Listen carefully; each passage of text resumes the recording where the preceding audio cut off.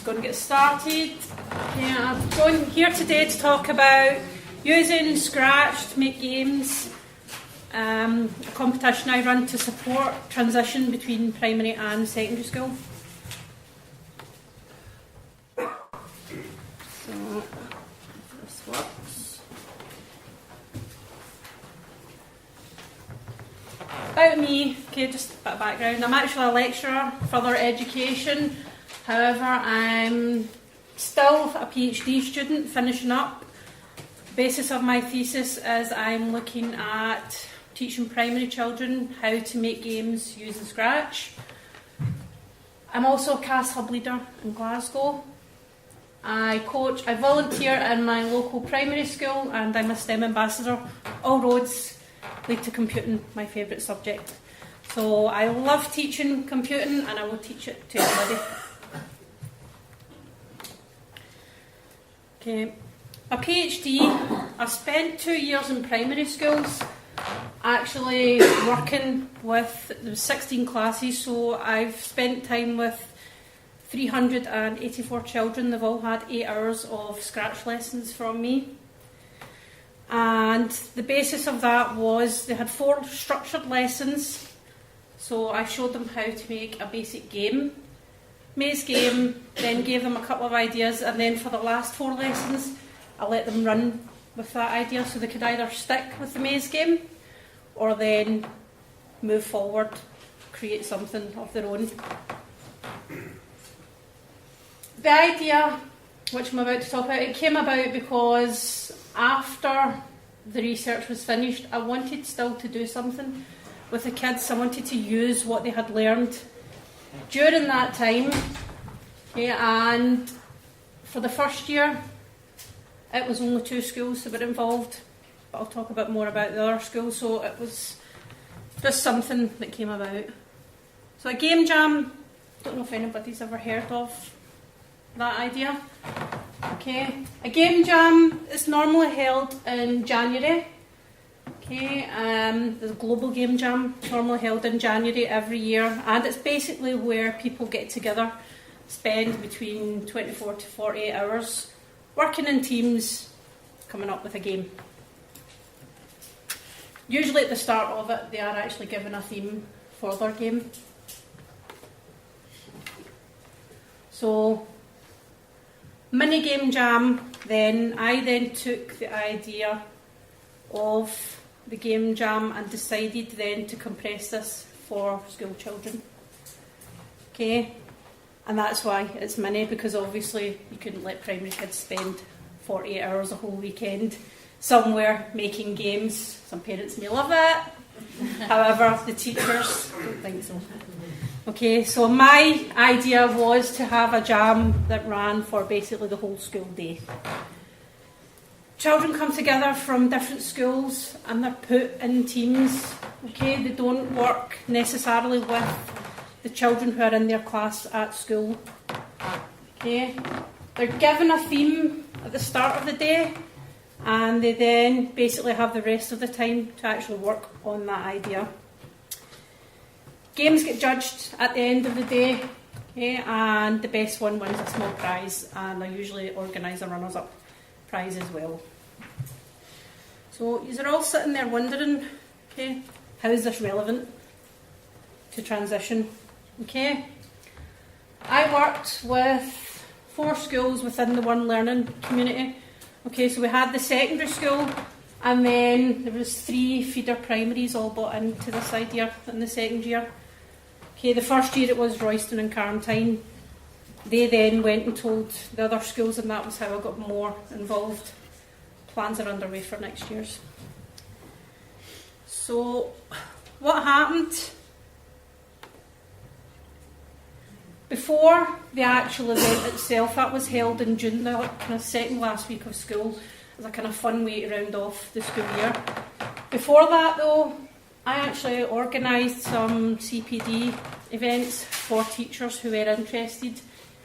They came along and we used the materials that I created during my PhD, so we used those lessons.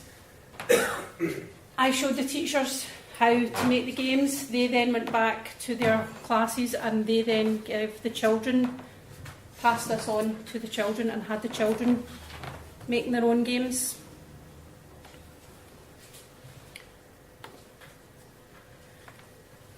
So on the day, by the time the jam came, the children then had at least some knowledge, so they were able to do something within Scratch. The event was held this year at Smithycroft Secondary School. Okay. Again, for the children, primary school children, it was primary 6s and 7s for them going up to the secondary. That's the secondary school that most of them were going to. So it was another transition visit for them. 90 children attended this year, and that was made up of primary 6, primary 7. There was also some first and second years. As part of the broad general education in the secondary school, all the teachers do an elective class, and the music teacher at that school is really keen on game making. So he ran an elective class for game making, and he used my materials to actually work with his class. So the teams were very mixed up, and as you can see, I've got a couple of pictures there. The winning team was made up of children from 3 schools, and the runners-up team was actually made up of children from 4 schools. So these kids had never actually met each other before that, and they then actually spent a day to come up with this fantastic idea of their game.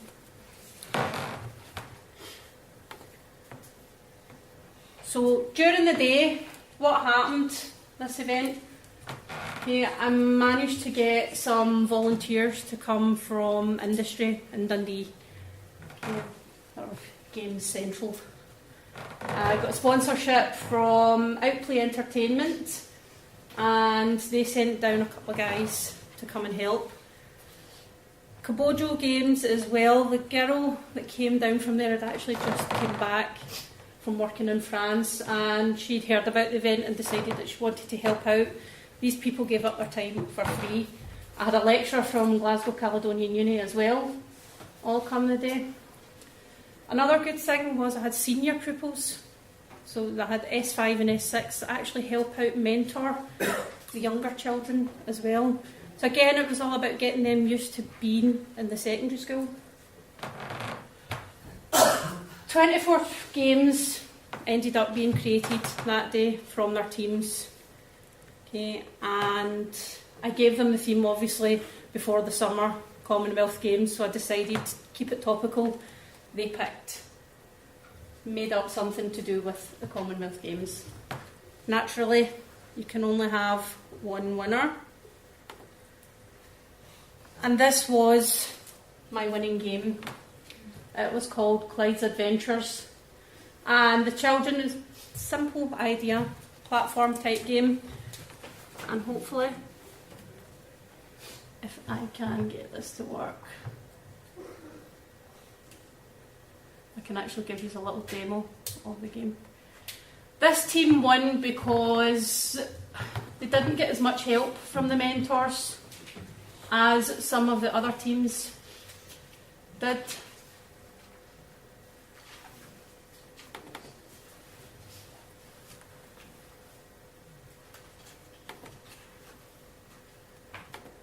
I'll need to see if I can.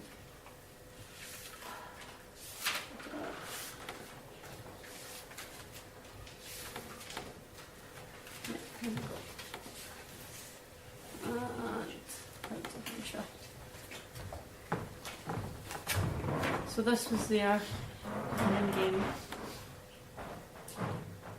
And if I start it. So you've just got to move Clyde about. And you've got to get, they actually made it so that you had more than one level, although that doesn't seem to be. It's one of these things with Scratch, it works and then it doesn't work. So that was the basic idea of their game. Okay. See if I can find some other games there for you. No.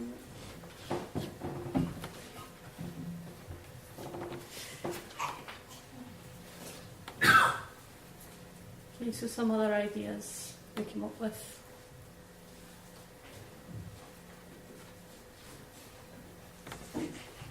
So they've actually put some instructions at the start as well. Okay, Commonwealth game, you must jump over the hurdles to win. It's not that easy, you are timed and you have 3 lives. So this was their idea. The point of me having the mentors there from industry as well was when you ask children to come up with ideas, sometimes they can tend to let their imaginations run wild. So the point of the mentors was to say, you only have a few hours, keep it simple, try and come up with something. Good idea, but start off with the basics. And then if you've got time, then you can add in all the extra bells and whistles to it. But start off so that you've actually got a working game by the end of the day. I'll see if this game... So again, doesn't quite work. Or it's just me not using the controls right.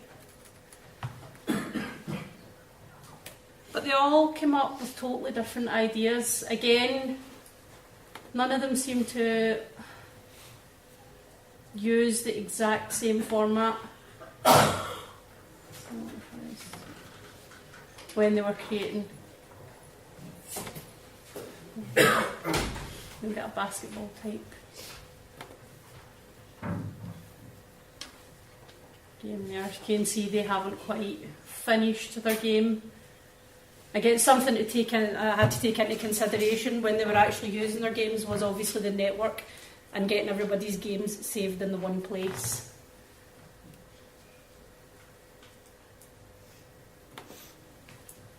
So I'll just back to this. I keep craning my neck, I've not got my thing set up properly. So that was their winning game. Teachers that were involved within this, obviously I get feedback from everybody involved. What the teachers thought was it was a great chance to share learning with others. Okay, everybody using the software. Okay, so it allowed everybody to share their learning. And the head teacher commented there that it was also a chance for his staff to develop more skills and obviously develop their understanding and awareness of concepts. And as said there, it forms a key plank of the ICT curriculum. The games that I created do touch on quite a few points of the experiences and outcomes, and I have detailed that in one of my publications somewhere. The secondary school, again, they thought it was an enriching experience for their S1, S3 pupils who took part, and they enjoyed the fact that they got some professionals down to actually work. Okay, they've taken inspiration from that, and again they've ran with it again this year. Their elective is actually oversubscribed this year, which I'm pleased to hear about. So they're trying to now get some more teachers involved in actually running that. The volunteers, one of the volunteers, haven't got your feedback there, but one of the volunteers actually said to me before I started, this was a lecturer from Caledonian Uni, and he said to me, there's no way you're going to get children to make a game in 4 hours. And I think he was pleasantly surprised on the day with what he's seen happening. Teams, this was one of the feedback from one of the girls who came and helped. Teams were assigned accordingly, teaching the kids their first real lesson of the games industry, working with people you don't know. I always advocate teamwork and being put into teams, not with your friends. The fact of life, you've got to work in teams. The sooner you get used to it, the better. So they were all really impressed, same with the other people that were there. They were really impressed at just how well they actually got on in their teams, considering they'd only just met that morning. The day was tiring, but hopefully fun for all that participated. And what she said, on a more serious note, the lesson of achieving something in such a short space of time, the very essence of what a game jam actually is, was not lost on those who would like to pursue a career in the games industry. I got that from the other lecturer as well, who says that from his perspective as well, some of the people that actually perform in the actual game jams, the 48 hours, don't get as much out of it as what happened in those 4 hours with the children. And finally, children. They absolutely loved the day. The first year I ran it at a university, so they got to go out and see what the uni was like.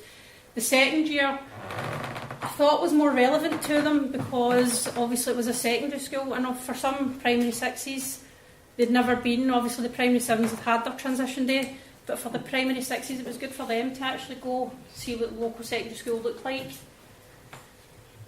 They had great fun seeing their games in action. They enjoyed working in small groups with different people. So again, although you've got the group work, it's group work but with people you really don't know from other schools. And it made them think about what they were doing. So there was a lot of things, there was a really good day. I was knackered by the end of it because I suppose it was the only thing about organising it was I didn't actually get to take part as much as I would have liked because I was too busy organising and overseeing it. But even just walking in to it, it was set in the school's ICT department, so they had 6 classrooms and there was 4 classrooms full of all these groups of children just working together, working on their games with the volunteers that came. So they spent time going round each room, and then obviously the senior volunteers as well. So it's a good way of getting everybody within your learning community involved in the project. And I'm now looking at getting this year's one organised as well. I'd just like to say thank you for listening, and if anybody has any questions.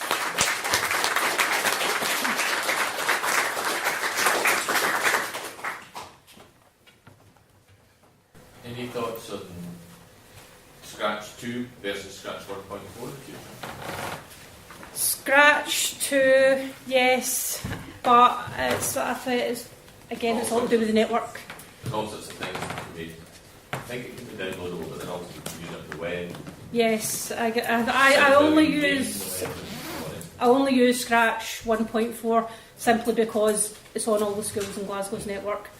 So rather than try something different, go with what you know, and then at least that way I know it runs on the day. But I know still that thinking in terms of next year's, probably yes, stick next with 1.4. Probably stick with that, yes, unless I can actually see and test out how well, because obviously if you're running it online as well, is the network going to be available that day? You know, things like that. Try and plan for stuff like that. But yeah, obviously Scratch 2 does have more features, and it might be something. I suppose another aspect, if you use Scratch 2 and people take code from Scratch and remix it, you need to know whether it's original or not. Yes, exactly. So at least Scratch 1.4, I've kind of got to identify what bits of code are the children use and what's come from other things, because you can see if they've taken code from other sprites even within Scratch 1.4, you just know. So you do. So, but it's definitely something to look at. Anybody else?